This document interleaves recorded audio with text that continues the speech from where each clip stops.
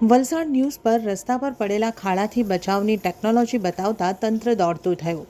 Valsad news પર ગતરોજ રસ્તા પર પડેલા ખાડાથી બચવા માટે આધુનિક ટેકનોલોજીના સમાચાર બતાવવામાં આવ્યા હતા,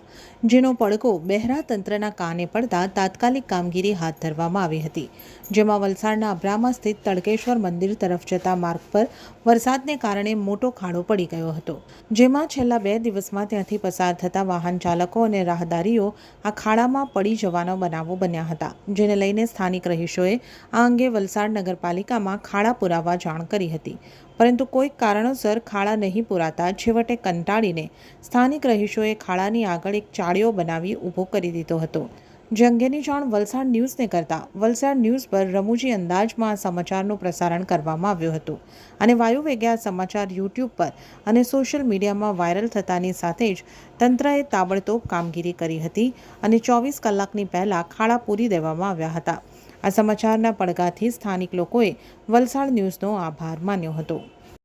આ ધરમપુર રોડ પર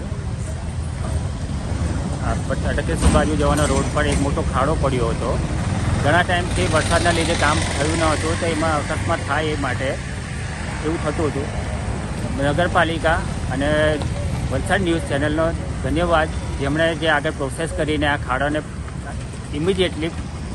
પ્રોસેસ કરીને બંધ કરીને અકસ્માત થતો અટકાવ્યો, એનો ધન્યવાદ માનીએ છીએ।